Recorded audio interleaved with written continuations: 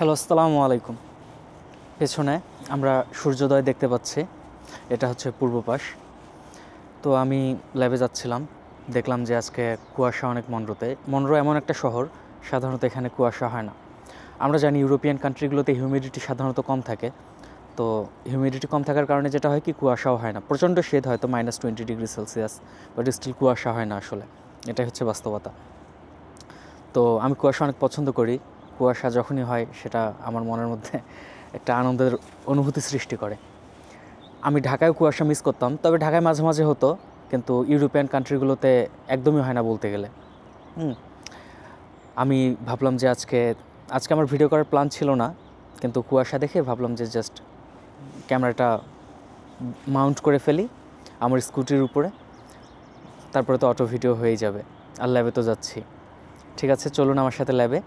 আর সূর্যোদয়টা দেখুন, কত সুন্দর সূর্যোদয়, তাই না? আমি সাইড হয়ে দাঁড়ালাম, কত সুন্দর সূর্যোদয়, কীভাবে ধীরে ধীরে সূর্যটা উপরের দিকে উঠছে। অসাধারণ অসাধারণ, মাশাআল্লাহ।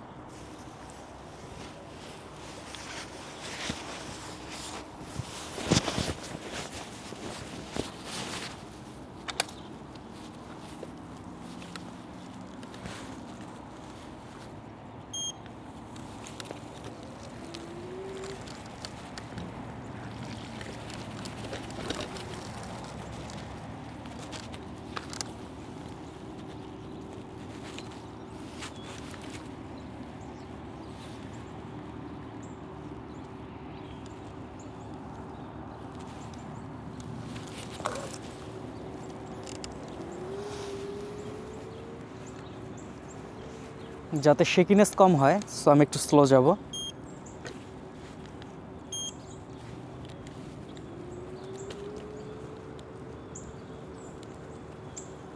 আমি আমার স্কুটিতে ইকো মুডে চালাচ্ছি।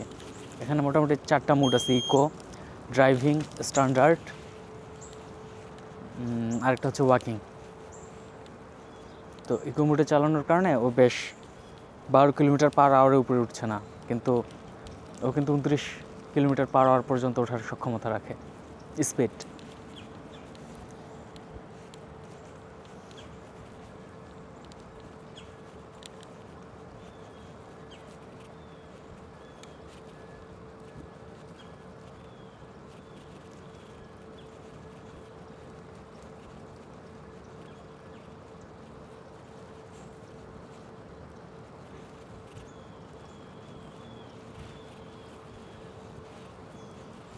চারপাশে ভয়ঙ্কর কুয়াশা, মাশাআল্লাহ। Good morning.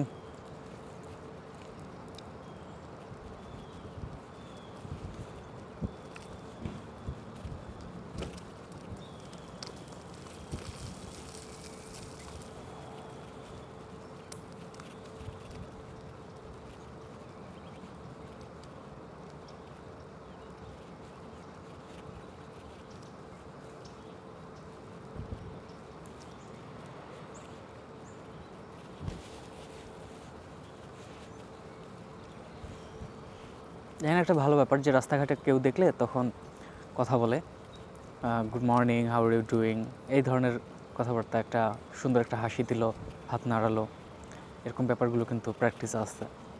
তো এই ম্যানারগুলো যদি আমাদের দেশের মানুষের মাঝে থাকে তাহলে কিন্তু আরও ভালো হবে। তো এটার আমরা ভাবতে পারি যে ওরা মনে হয় অনেক আন্তরিক, এই যে গুড মর্নিং বলে, কিন্তু আসলে ব্যাপারটা তা না। ব্যাপার হচ্ছে যে এটা জাস্ট একটা তাদের ম্যানার, নাথিং এলস, অভিনয়ের একটা পার্ট। আমি নেগেটিভ অর্থে বলছি না, এটার দরকার আছে, কিন্তু আপনি যদি তাদের সাথে মিশতে যান দেখবেন যে দে আর ভেরি ইন্ডিভিজুয়ালিস্টিক। তারা আপনার ব্যাপারে কোনো কেয়ার করে না, এবং ওদের ব্যাপারে আপনি একটুও কেয়ার করবেন সেটা ওরা পছন্দ করবে না আর কি। যদি ভালো অর্থেও কেয়ার করেন তারপরে সেটা ওরা পছন্দ করবে না। ওরা একটু অবাক হবে যে কেন সে আমার ব্যাপারে কনসার্ন। হোক, প্রতিটা কালচারের কিছু সুবিধা অসুবিধা আছে, প্রতিটা ব্যাপারের কিছু সুবিধা অসুবিধা আছে, এগুলো ব্যাপার না। এই যে আমার একটা বন্ধু কাঠবিড়ালি, ও ইলেকট্রিক পোল বেয়ে উপরে উঠছে। আর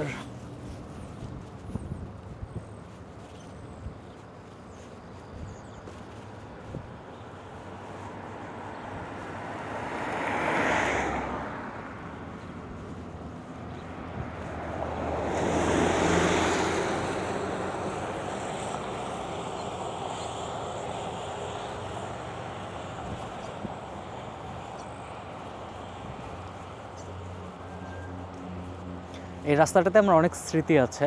মোটামুটি গত 3 বছর ধরে আমি এই রাস্তা দিয়েই যাওয়া আসা করছি। সবসময় এই রাস্তা দিয়ে আমার যাওয়া আসা করা হয়, অনেক ভালো লাগে। নিরিবিলি রাস্তা, পাশে আরেকটা রাস্তা আসছে ওই সাইডে, হাতের বাম সাইডে, কিন্তু সেটা ওটা হাইওয়ের মতো আর কি। তো ওটা দিয়ে আমি স্কুটি নিয়ে অন্তত চলতে কমফোর্টেবল ফিল করি না, বাট এমন না যে আমার যাওয়া হয় না কখনো, এরকম না। আমি বেশ সাহসী ব্যক্তি এবং সতর্কতার সাথে আমি চালাতে পারি, সেটা যে গাড়ি হোক না কেন। তো দেখা যায় যে আমার নিজের উপর ওই কনফিডেন্স আছে যে ভুলভাল কিছু আমি যদি সতর্ক থাকি তাহলে করব না। কিন্তু থাকে না কমফোর্টের একটা ব্যাপার, আমি আনকমফোর্টেবল ফিল করি। শাঁসা করে সাইড দিয়ে গাড়ি যাচ্ছে, এটা কিন্তু একটা লোকাল রোড, তারপরে দেখুন একের পর এক কিন্তু গাড়ি আসতেছে যাচ্ছে, তাই না? আর হাইওয়েতে তো আরও বেশি স্পিডে যায়, আরও বেশি গাড়ির ভলিউমটা থাকে। এখানে অনেক পতিত জমিও আছে, এমন না যে এগুলোর ওনার নেই, ওনার আছে, কিন্তু ইউটিলাইজ করা হচ্ছে না আর কি। কারণ ইউটিলাইজ করতে গেলে অনেক খরচের বিষয় আছে, বিল্ডিং বানাতে হবে, সেই বিল্ডিং বানালে বিল্ডিংয়ের ট্যাক্স দিতে হবে, সেই বিল্ডিংটাকে ইউটিলাইজ করা পসিবল হবে কি না। তো এই কারণে দেখবেন যে ইউএসের সব জায়গায় কিন্তু ইউটিলাইজ করা হয়নি, মানে এটা একটা কারণ আর কি, বিভিন্ন কারণের মধ্যে।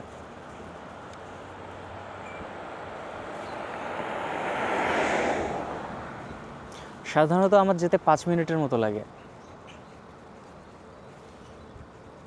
এই যে রাস্তায় কোন যেন একটা প্রাণী পড়ে আছে, মারা গিয়েছে গাড়ির চাপায়।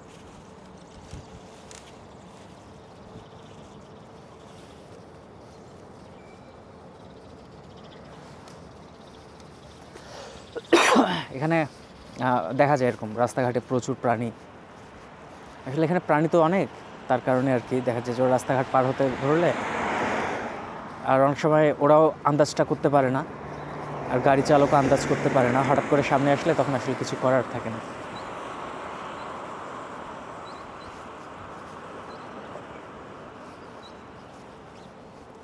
এগুলো সব অফিস আর কি। তো আমাদের এই এলাকাটা বেশ ইন্টারেস্টিং, মানে অফিসও আছে, আবার মানুষের বসবাসের রেসিডেন্সিয়াল ব্যাপারগুলো আছে।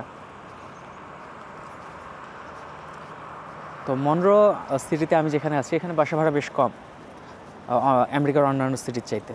কাইন্ড অফ আমেরিকার অন্যান্য সিটিতে বাসা ভাড়া $1800, $1400 এরকম আর কি। $1400 বাসা ভাড়া পাইলে আমেরিকায় আসলে খুশি হয়ে যায় মানুষ। আমাদের এখানে বাসা ভাড়া হচ্ছে $675। আগে আরও কম ছিল, আমি যখন প্রথম আসি তখন $575 আমি দেখতে পেয়েছি। আচ্ছা, সবগুলো বাসা না, আবার এটা মাথায় রাখতে হবে, এখানে কিন্তু $1000 বাসাও আছে। বেশিরভাগ বাসায় আসলে একটু এক্সপেন্সিভ, কিন্তু দুটো কমপ্লেক্স আছে যেগুলো আমাদের স্টুডেন্টদের কাছে পছন্দের। সেটা হচ্ছে একটা হচ্ছে অলিভার নর্থ, আর একটা হচ্ছে ফেরান্ট। তো এই দুটো যে অ্যাপার্টমেন্ট কমপ্লেক্স এগুলো কিন্তু কম্পারেটিভলি চিপার। তো স্টুডেন্টদের কাছে এই জন্য এই অ্যাপার্টমেন্ট কমপ্লেক্সগুলো পপুলার। এখন $675 মানে কিন্তু বাংলাদেশ টাকা অনেক টাকা, 70-80 হাজার টাকার মতো হবে, কিন্তু তারপরে ইউএসএতে এটা আসলে কিছুই না। তো এই জন্য আচ্ছা, আমাদের কাছে বেশ কিছু, কারণ যেহেতু আমরা স্টুডেন্ট, বাট যদি আমরা রেগুলার জব হোল্ডার হতাম মাসে $5-6 হাজার হতো, তাহলে কিন্তু $575 খুব একটা সিগনিফিক্যান্ট অ্যামাউন্ট না আসলে।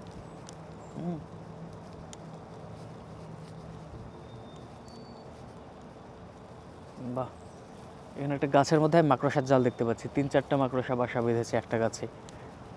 এখানে সাধারণত আমরা মাকড়সার জাল দেখি না, বাংলাদেশে যেমন একদম খুব মাকড়সার জাল দেখা যায়, এখানে কিন্তু অত অহরহ মাকড়সার জাল দেখা হয় না। Interesting.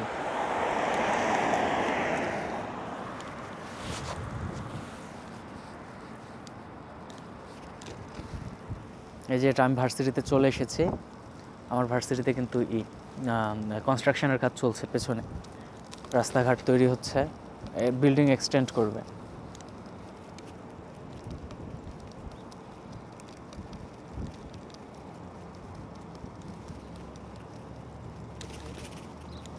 Good morning, good morning.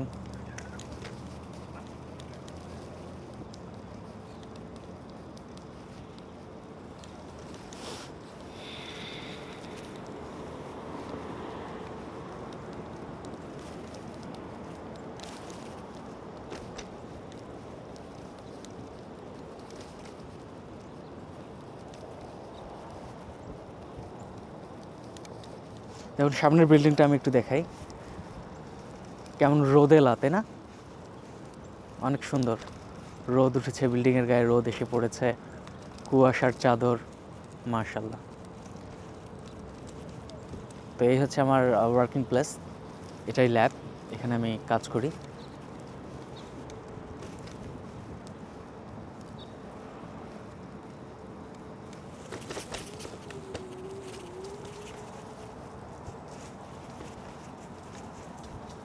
বৃষ্টির ভেতরে স্কুটি চালালে কিন্তু একটু সতর্ক হয়ে চালাতে হয়। বৃষ্টি হয়েছিল রাতে, সো বৃষ্টি হলে ঘর্ষণ কমে যায় রাস্তার, তখন দেখা যায় একটু স্পিড বেড়ে যায়, কন্ট্রোল একটু কম থাকতে পারে। সেটা আগে থেকেই মাথায় রেখে ওভাবে চালালে আর সমস্যা হওয়ার কথা না। তো ঠিক আছে, আমি চলে এসেছি অলরেডি। তো এই হচ্ছে আমার আইডি কার্ডের বিভিন্ন ধরনের কার্ডের বক্স। তো এটা আমি এখানে পাঞ্চ করলেই দরজা খুলে যাবে। এটা কোনো রকেট সায়েন্স না।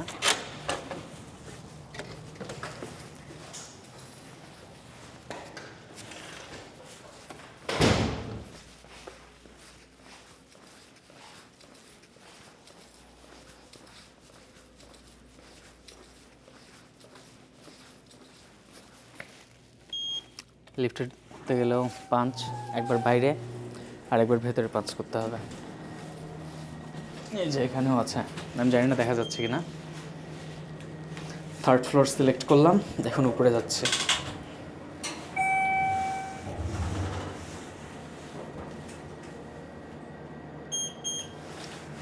সো এখন 7টা 14 বাজে সকাল। আমি আজকে প্রোটিন এক্সট্রাকশন আর আয়রন এক্সট্রাকশন করবো ইনশাল্লাহ। অ্যান্ড পড়াশোনাও আছে, কালকে আমার একটা পরীক্ষা আছে, কঠিন পরীক্ষা অনেক।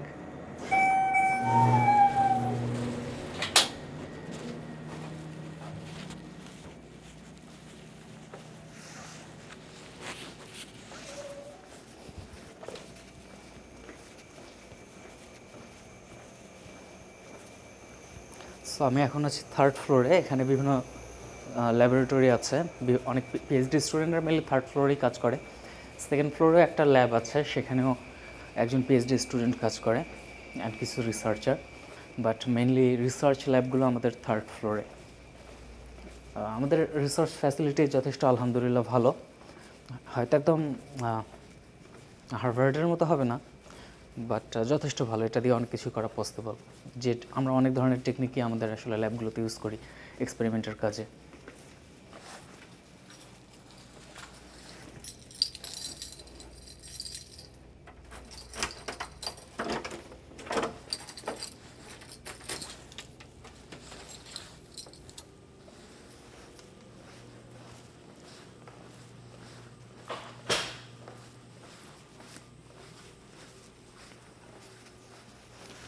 তো আমি আমার ল্যাবে চলে এসেছি, এখনও লাইট জ্বালাইনি, আমি লাইটটা জ্বালাবো, তারপর কাজ শুরু করে দেবো।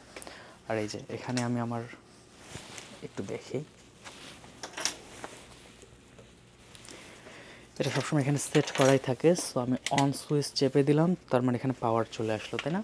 এই যে এখন এটা আমি আমার ইলেকট্রিক স্কুটারে চার্জে দিয়ে দেবো।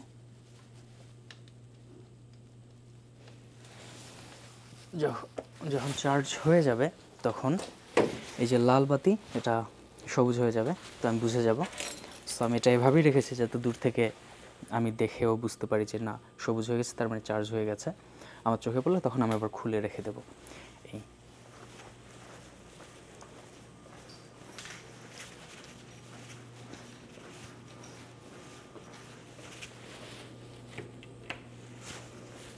এই হচ্ছে আমার ল্যাব।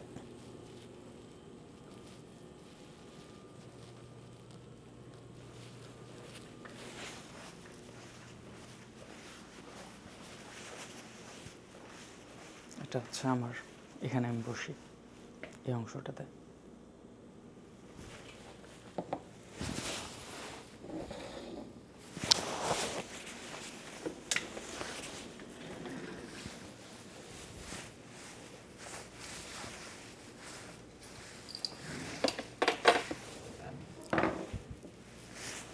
ঠিক আছে, বাই বাই, আল্লাহ হাফেজ, আসসালামু আলাইকুম।